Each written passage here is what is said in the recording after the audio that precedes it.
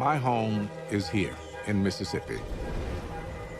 I've lived in many other places: New York, LA, San Francisco, Chicago. But this place defines me. Got him when he was 4.5 months old. Undernourished, but he had attitude. Got a great walking gait. It's the smell of grass in the spring. Sound of birds. I just know I'm home. My parents lived right here on this land. And you can't understand me without understanding where I was created. Every religion has a creation story. So, what do those stories tell us about who we are and where we came from? I'm setting out to discover where we began. Jerusalem is conceived of as Eden, as paradise. To unearth civilization's oldest roots. This is the Mayan life. This is the Maya Genesis story. To locate the genesis of religion itself. People are literally living with ancestors. And I'll go back to the dawn of time. Hindus do not believe in one creation. They say that these are cycles of creation. To discover if science and religion can coexist. The Big Bang is not creation because we don't know what was before the Big Bang.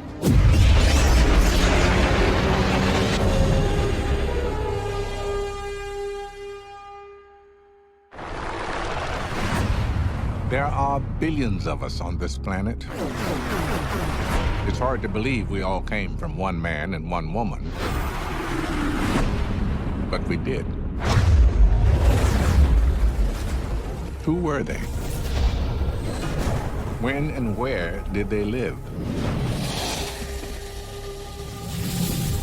Jewish, Christian, and Muslim traditions trace us all back to Adam and Eve.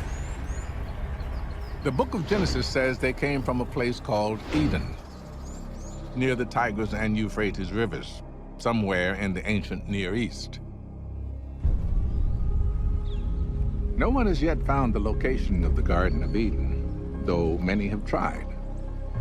But why do we want to find it? Well, the reason is interesting. The Garden of Eden doesn't just represent the beginning of humanity. It is the beginning of our conversation with God. And finding out when and where that took place would tell us an awful lot about who we are. So, I'm off to Jerusalem.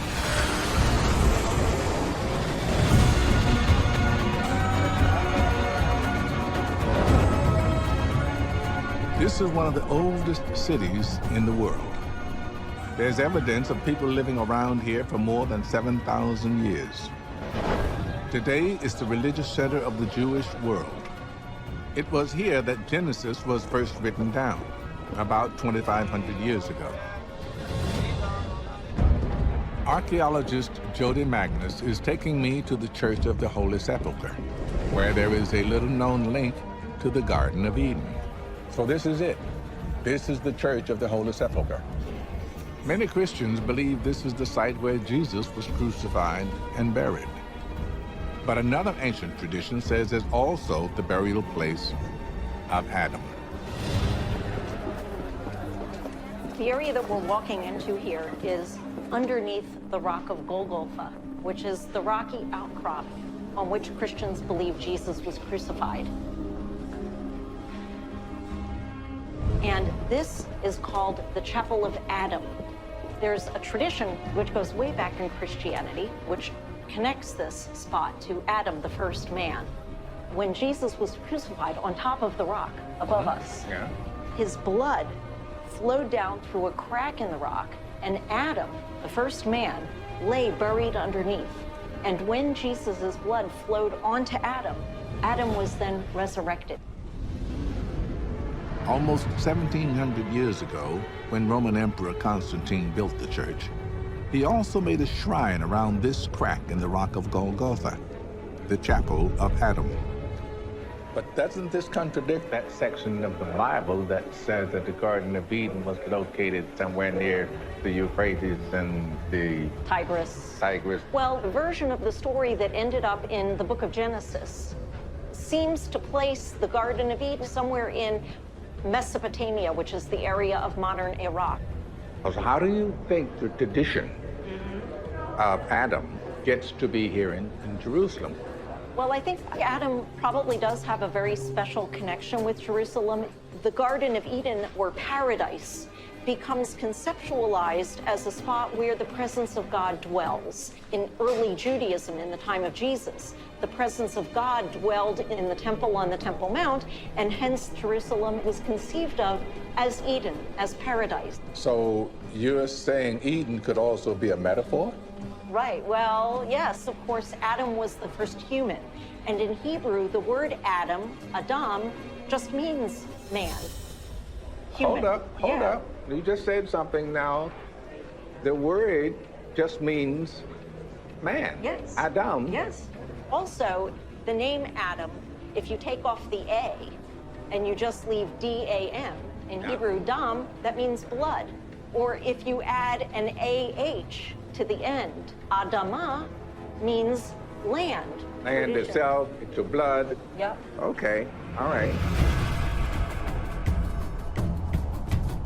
Could the story of Adam and Eve's expulsion from the garden also have metaphorical meanings? Adam and Eve lived in a land of plenty. But when they ate the fruit of the forbidden tree, they were cast out and forced to work the land. In other words, they became the first farmers.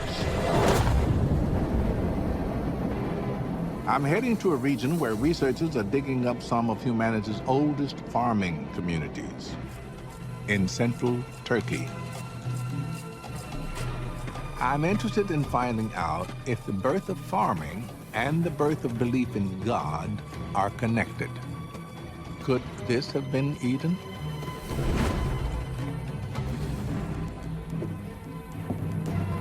Amy? Hello, come on over. Archaeologist Amy Bogard has been digging with a team here at Çatalhöyük for 2 decades. Welcome. Thank you. So, Çatalhöyük, 9,000-year-old settlement. 9,000 years old. Amazing, isn't it? So, at its maximum extent, it's 13 hectares. That would be like 20 football pitches in extent. Mm-hmm. All right, NFL football pitches or soccer pitches? I don't know. Probably soccer. Okay, but they're all pretty much the same size. You can see that these houses are densely crowded together. There isn't much space between them. There was no space between them. Yeah. They had no windows or doors. Every house would have its own entrance from above. Yes. Çatalhöyük was a city with no streets. The people who lived here walked across town over the rooftops. Roofs were also where they worked. The people of Çatalhöyük were some of the world's first city dwellers. But I want to know whether they were also some of the first believers. Did they think their world was created by a god? Amy takes me to a house that may hold the answers. What's the point of that red-rimmed hole that looks like very definite, has a definite reason? It's a typical sort of feature that's found at Çatal, which is a niche for hiding things away. Like they cache obsidian, volcanic glass, because it's a valued, cutting material. You don't find it everywhere. Right.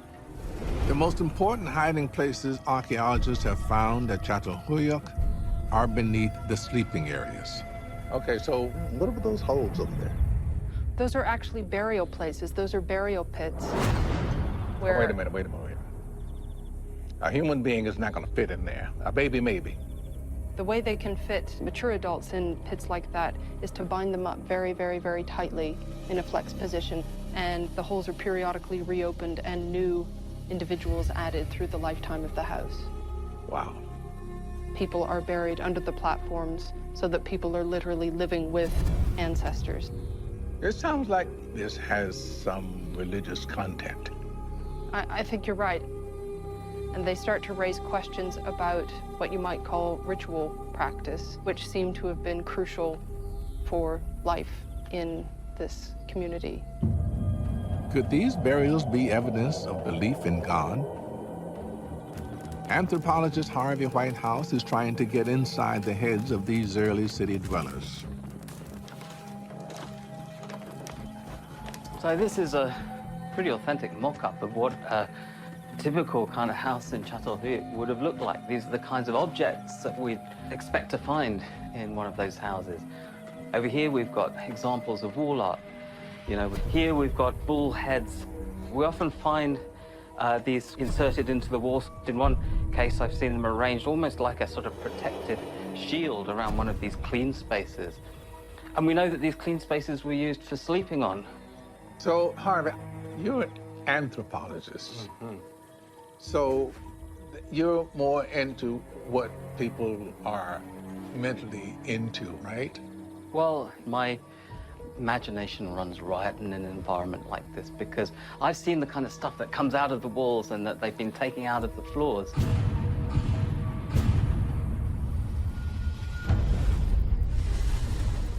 We know that there were very interesting rituals surrounding the burial of human remains, but those objects would be periodically, in many cases, brought out.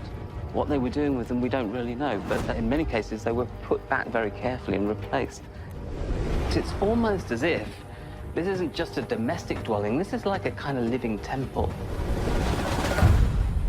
You use that word, temple.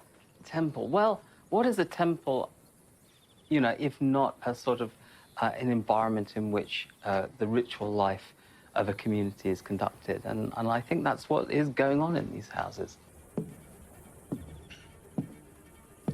Here in Châteauroux, there were obviously all kinds of rituals, particularly burial rituals, but no sign of an organized religion. So the question remains unanswered for me. Did religion allow man to live together, grow food, or did civilization give rise to our belief in God? While in Châteauroux, I heard about another excavation just a few hundred miles to the east that may hold the answer for me.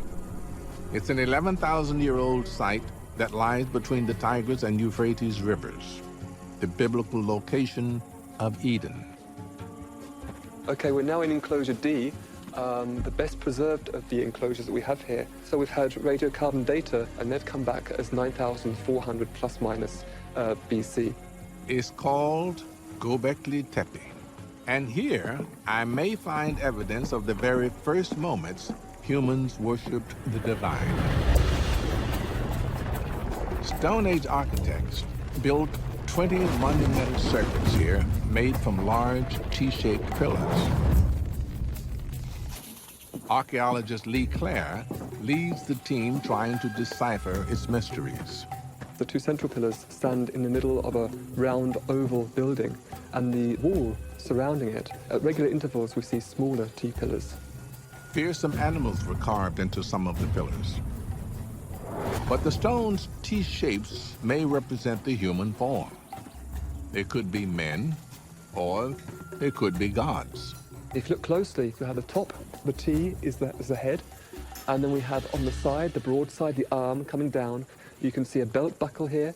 They could be mythological ancestors. Alternatively, they could be really the first deities, first gods that these people were possibly worshipping in this circular structure.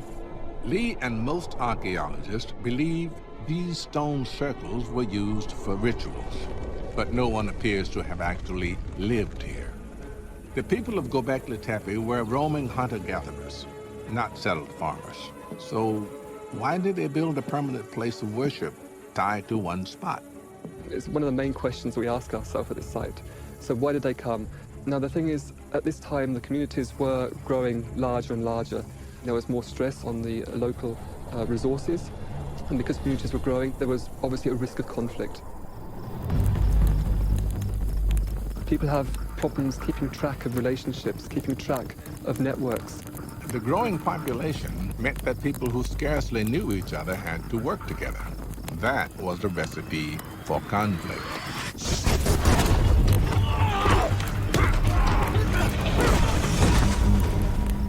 The religious rituals that go back to Tepe may have eased those conflicts. Possibly, for the first time in human history, people from different groups came together around shared beliefs. And in those first formative moments of religion, they may have shared stories about where they all came from. Stories that celebrated a shared past and drove them together to the future. Göbekli Tepe traces the birth of religious worship back more than 11,000 years. Long before there were Muslims, Christians, Jews, Hindus, Buddhists, people came together to talk, eat, worship. It could be that the driving force behind our greatest achievement, civilization, was God.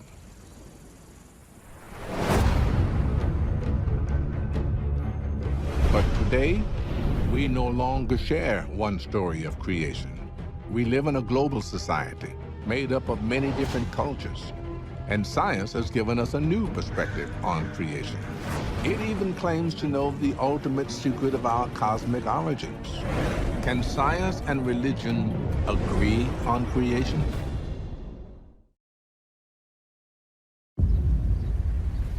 The story of our creation has puzzled me ever since I was a boy. It began right here, in a church in Greenwood, Mississippi.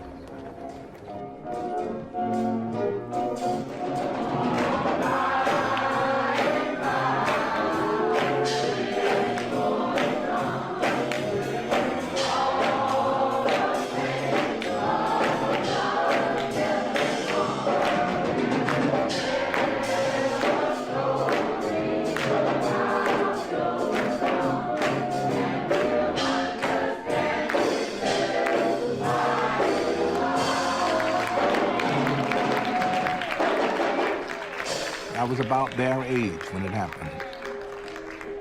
I remember the minister reading from the book of Genesis. There are 807,361 words in the Bible. It doesn't take 807,000 words for you to believe the Bible. It only takes 10 words. In the beginning, God created, are y'all gonna get with me? The heavens and the earth. But for me, this beginning was a profound puzzle. One moment there was nothing, the next, everything. You're looking good. Trying to make it. If God created the universe, who was around to create God? When I got older, I heard scientists had found evidence of the Big Bang. According to that theory, the entire universe burst out of a single point in an instant of fiery creation. Now that science knows so much about our cosmic origins, what place is there for religious belief in the beginning? I want to know about the Islamic story of creation, so I'm going to Cairo.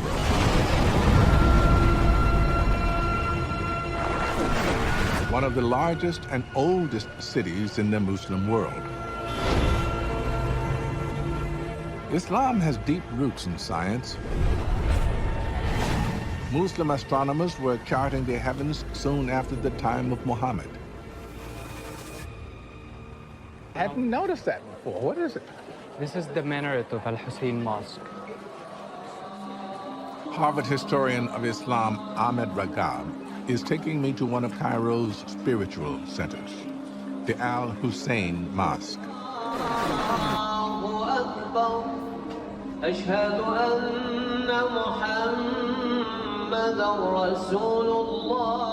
So they start by forming lines all facing Mecca. And the lines are all closed. You shouldn't have any kind of gaps. Space between. Yeah. In other words, it just toe to toe. Right. Muslims come here every day to give thanks to God for all that he creates. And afterwards, some head just around the corner to the 2.5-century-old El Fishawi coffee shop. Speak to me about the Islamic concept of creation.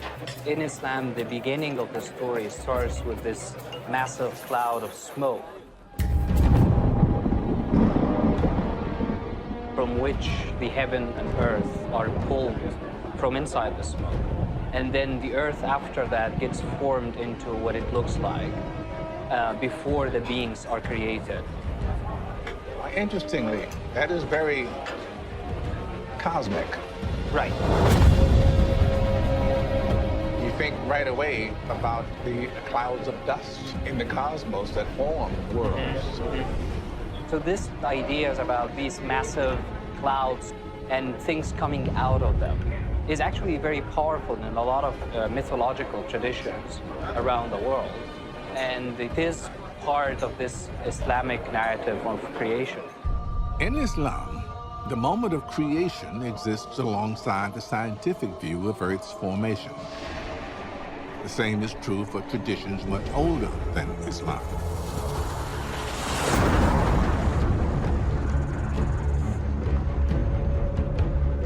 Aboriginal people have lived in Central Australia for tens of thousands of years. They've told the story of this land's creation for as long as anyone can remember. Oh, this is beautiful. My grandfather's family have been caretakers for this place. You know, it's come passed down to me. Warren Williams and the Arende people call this place home. This place is so big, you'd have to see it from space. You could probably see it on satellite images. Yeah. Cultural astronomer Dwayne Hamaker tries to connect Aboriginal creation stories to modern science. So Warren is taking him to where his ancestors say it all began. A bowl-shaped basin called Norala.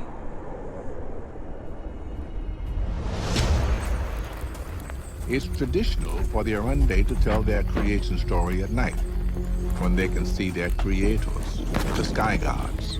Big sky tonight. It's gonna be really good tonight. They're all coming out now.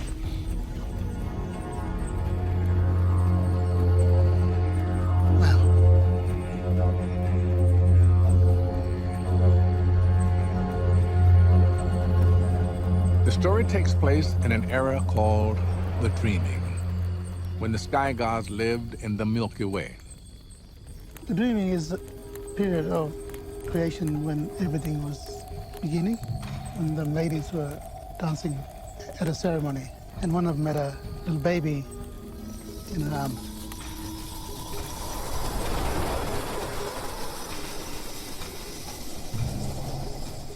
So she put the baby in a Tana, it's a wooden cradle, but all the dancing started vibrating, shaking the Milky Way, and the Tana fell down. And it fell to earth and created the crater that we see now.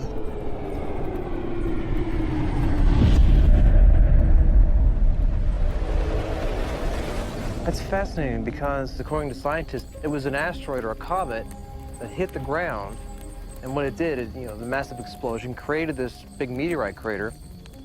Dwayne wants to know more about the Turner, or cradle, that Warren and his ancestors see as the cause of their creation.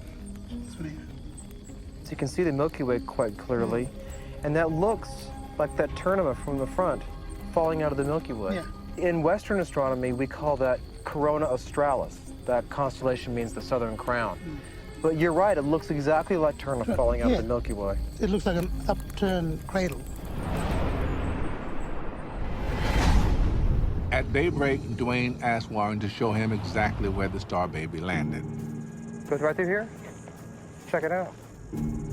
It's right in the center of the meteor impact crater geologists called Gauss's Bluff. So this is it? Yeah. This is where it began. Well, the rocks fell down here to the ground and formed this. Then the first man got created. The first woman got created. And now I'm here because of that. It started here. Just fell from the sky and made all this. Science has never really considered some of these old creation stories to have any validity. And what we're finding out is that the creation story from the Aboriginal perspective and from the scientific perspective, like here at Norala, are identical. They're exactly the same. For the Arende, life began here. And tradition requires a greeting to the ancestors whenever you enter this sacred space. Hey!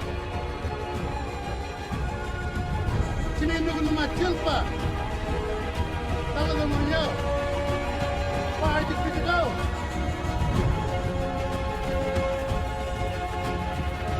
Science can live side by side with Aboriginal and Islamic accounts of our origins.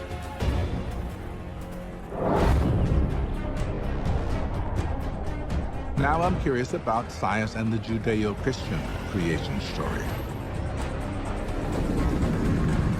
So I've come to Rome, where Michelangelo's breathtaking Sistine Chapel ceiling depicts the book of Genesis.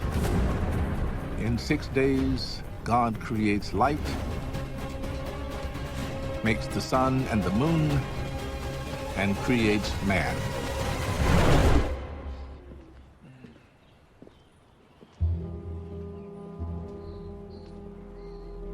I've come to speak with the Pope's chief science representative, Monsignor Marcelo Sanchez Sorondo. Now, you are the Chancellor of the Pontifical Academy of Sciences. Exactly. When did that get started and why? In 1603. 1603. And 3, yes. And the leader of the first generation was Galileo. And the idea is to have a new academy to develop the scientific reason of things. So we have the two different approaches to the idea of creation. There was the book of Genesis, and then there's the Big Bang. The Big Bang is not creation, exactly, because we don't know what was before the Big Bang. My question exactly. And for this reason, creation is nothing to do with the Big Bang. The other thing is that the idea of the Bible is not a scientific idea of creation. In other words, science can't prove it or disprove it. Exactly. We say in the Bible is the idea of creation, but in the theological sense of creation, not scientific sense of creation. Thank you. Thank you. The Catholic Church no longer sees the book of Genesis as a literal description of creation. In fact, the first scientist to propose the Big Bang, Georges Lemaitre, was a priest and a member of the Pontifical Academy of Science. So how exactly does belief in God fit into modern cosmology? So this incredibly high vaulted ceiling, just like reaching for heaven. Yes, in a certain sense. It's a representation of heaven, of a theological heaven.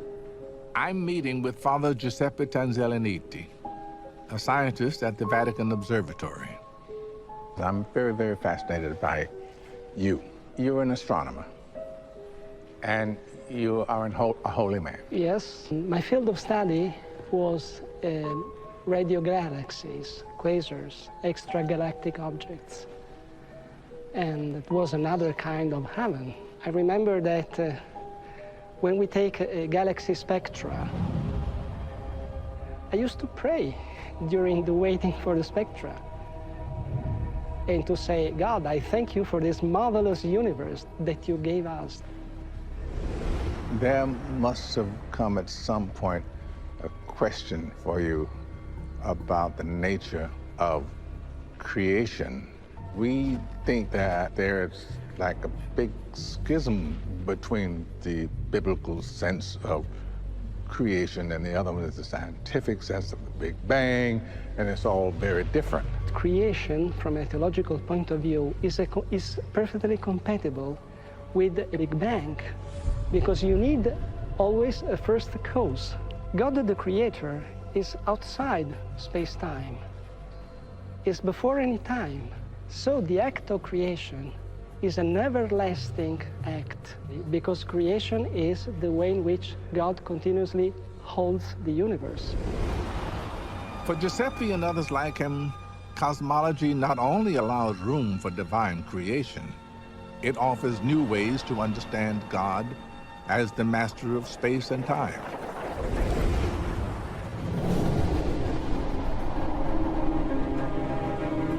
I like what Father Giuseppe says about creation as a continuum, that it didn't begin and end with the Big Bang, that it is God's ongoing activity, which includes evolution.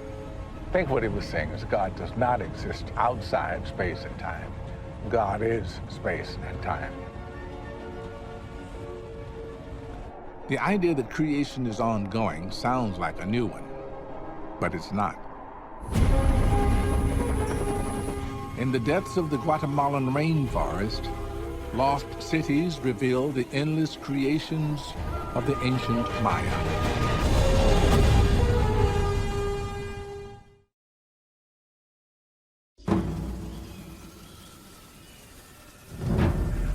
What if there was not one moment of creation, but many?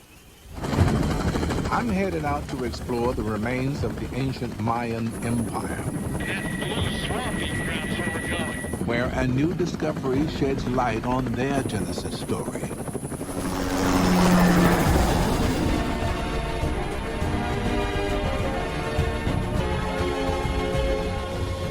Few roads cut through the dense jungle of northern Guatemala today, but archaeologist Richard Hansen tells me that 2,000 years ago, this was one of the great cities of the world. I like to think that Los Angeles and New York is being a modern city, but these guys had the same perspective of their own cities. Right. Had water delivery systems, they had freeways. Oh yeah, very first freeway system in the world.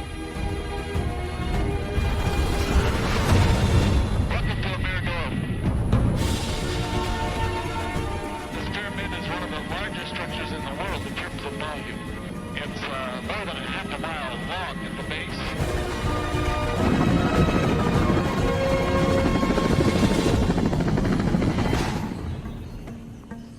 At a site called El Mirador, Richard found the remains of an ancient city the Maya knew as the Snake Kingdom. It's such a rich archaeological site, he set up a permanent camp in the jungle to explore it. This is the laboratory. This is our doctor. If you ever get in a problem, he can fix you right there. He's Really? an outstanding doctor. I got this. Mucho gusto, señor. Mucho gusto, Miguel. Miguel. Okay. Morgan Freeman, sí. Nice to meet you. Yeah, it was nice to meet me, wasn't it? It was. It's very nice to meet you.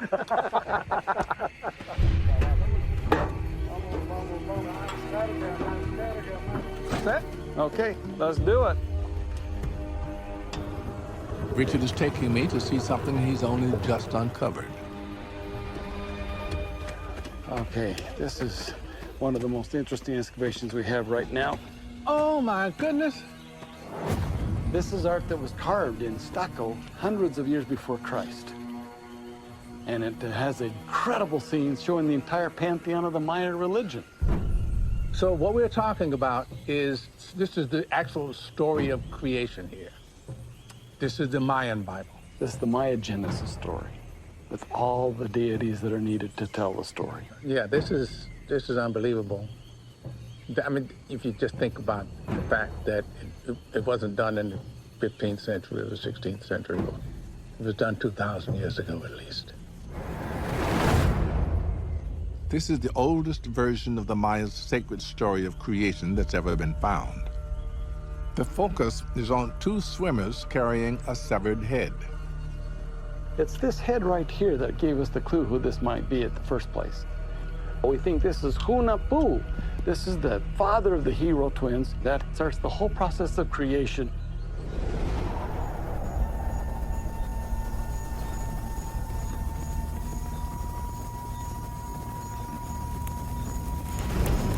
Gracias a Jao. Gracias al corazón del cielo. Gracias al corazón de la tierra. Gracias al corazón del agua. Fragments of this creation story survive even to this day in a religious ritual in which I am privileged to take part. Gracias al corazón del fuego.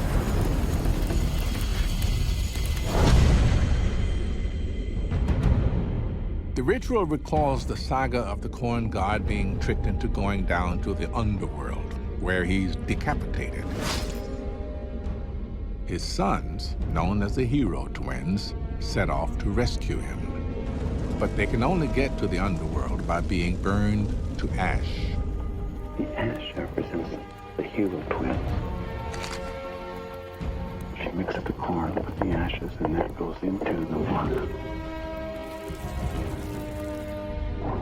As their ash sinks into the subterranean waters, the hero twins regenerate. They return to Earth with the corn god's head and plant him in the ground.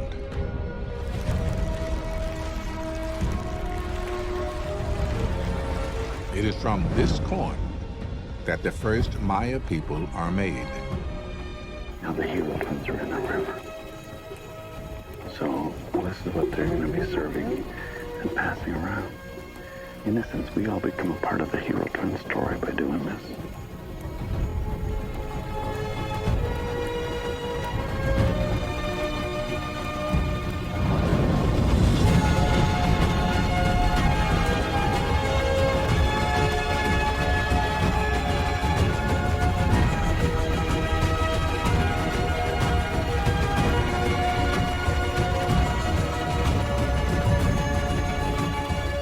We don't perform rituals to celebrate Adam and Eve, but the hero twins were crucial to Mayan culture. Their story of death and rebirth was tied to the growth of their staple crop, corn, an act of creation that the Maya depended on every year.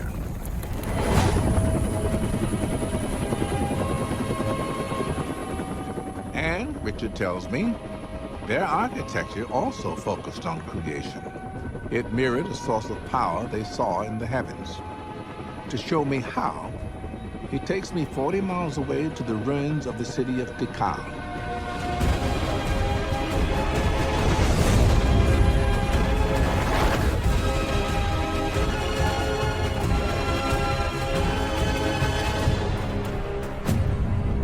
The temples here are arranged in groups of 3, a triad. So, Richard, now I can sense here that there is a pattern, but something's missing. What am I missing? Well, there is a pattern, Morgan. This is a definite pattern here, and it's consistent through centuries of time. There's one big building over here with a stairway facing inward. Another building over here with a stairway facing inward. Okay, and the third one, what? The third one was right in front of us. Oh. There's the third structure. It's been dismantled, of course. It's gone now. But the big building was right in front of us. It was as high or higher, which was built to make the triad, 3 stones. Richard and other experts believe this arrangement of stone temples is a deliberate echo of a triangle of stars in the constellation Orion. At the center of the 3 stars is a fiery nebula, a cosmic cloud of star creation. You know from contemporary Maya that there is a celestial hearth, the end star of Orion. It's in the constellation of Orion. Even today, when the Maya light a traditional fire, they begin by planting 3 stones. A fire of creation emanates from their center, just as it does with the triad of stars in Orion. You're telling me that the Mayans got this triad, this manifestation of creation, from the constellation Orion? It looks like this is what they were looking at. We know that they were very aware of 3 primary stars. So the Maya were able to replicate that pattern with these 3 stones in these 3 structures, and that is replicated over and over and over again. They're tying us to the heavens. They're letting us see the creation symbolically.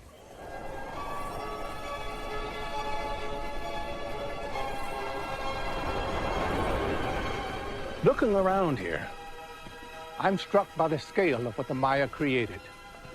Huge cities, colossal pyramids.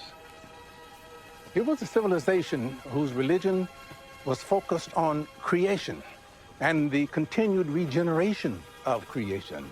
And yet, it all crumbled. Everything the Maya created collapsed.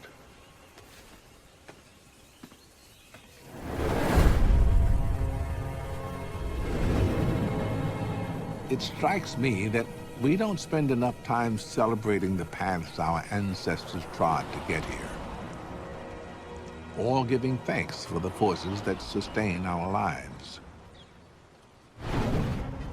But there is one culture that gives thanks for its creation every day.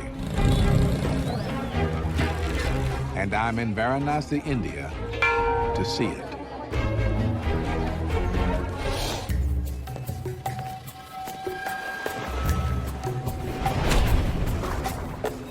India is home to 1 billion Hindus, the 3rd largest faith in the world. It has many gods and many creation stories. One of the best known centers around the river that gives them life, the Ganges, or Ganga. Morgan, now we are at the river Ganga. Ganga, the holiest of the holy rivers and the center of Hindu universe. It only exists because it is the sacred, the pure, the holy from the heavens. It only exists because you believe. You believe. Yes. Pure. Okay. Historian Benda Paranjape takes me to a shrine to Ganga. Careful. Yes. Ganga is not only a river, but a goddess. So the idea is that you bow down even before you enter the shrine, but not for a short person like me. And then you come to a place where you see Mother Ganga. What's she holding in her upper left hand? She's holding a lotus. That is A supposed lotus. to be a mark of purity. Right. Because lotus emerges out of mud, but it does not take any stains of mud. In the beginning, Hindus believed Ganga flowed in the heavens, but she was held captive by the creator god Brahma. Then Brahma decided to send the river Ganga down to earth. But there is one problem, that Ganga has got such mighty force, and if she comes on the earth will drown. So the god Shiva blocked Ganga's fall, gathering her waters in the locks of his hair. So Shiva just opened one lock of his hair and the Ganga flowed. She's the mother because she gives birth to everything. This holy river came from the river in heaven that we call the Milky Way. They say that Milky Way actually is a reflection that you see in those waters which are still beyond. Scientists have dated the universe to about 14 billion years, best we can figure. Hindus have it at what? Hindus do not believe in one creation. They say that these are cycles of creation. Okay. And the primordial creation could be something like 8.6 billion years ago. Actually, this whole creation myth is very difficult to comprehend Because we say that gods, like Brahma has created the universe. But then they ask a question, who created Brahma? Right. And then always a question, though. Creation happened and then the gods happened. they say that the sages, when they were in their trance, they got that revelation that how the creation happened. But since it is in that level of consciousness, you and me, we commoners will not understand it.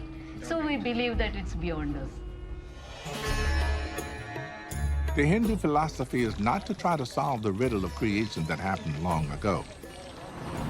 It's to give thanks every day for the forces that allow us to be here and continue to sustain us, including the river Ganges.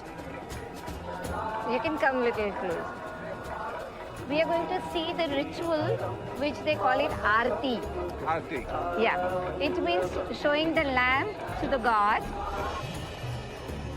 The Aarti has taken place on the banks of the holy river every night for hundreds of years.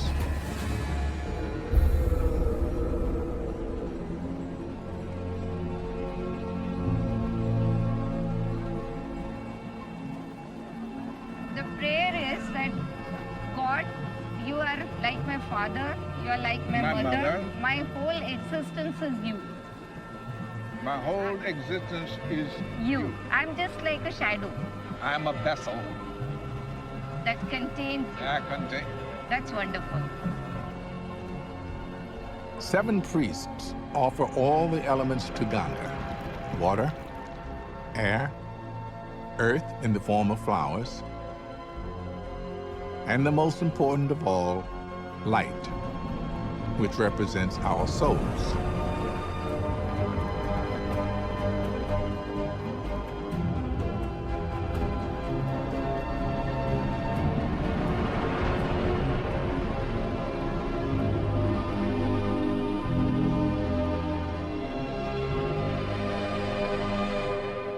As the ceremony closes, people gather at the water's edge to place the light of their own souls in a tiny vessel. This is our individual way of offering ourselves to the river, and a candle that takes our soul to the river. It's the light of my soul. My soul, and it says that you take it wherever you think is good for me.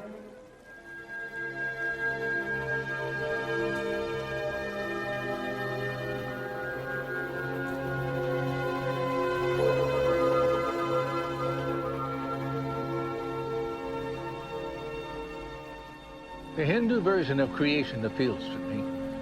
It says the gods weren't even around at the original creation. They have this great saying from the Rig Veda about the beginning. There was neither non-existence nor existence.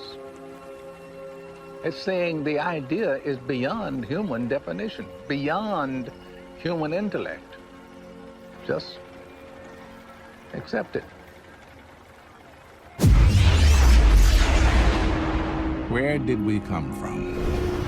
A man and a woman banished from paradise who began to work the land. Hero twins planting the corn they need to start a civilization. A great river that gives life to an entire people. These ideas about where we came from are the oldest stories we have. They are shared words and distant memories that form the glue of our civilization. We don't all share the same creation story. We all come from different places. But all of us, whatever we believe, can share in one thing: the wonder and gratitude that we are here at all.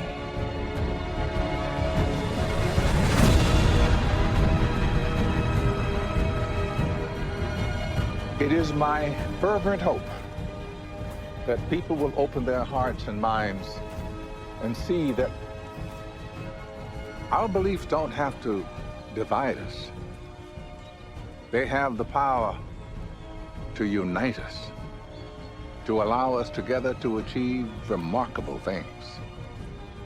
As it was in the beginning, is now, and ever shall be, world without end.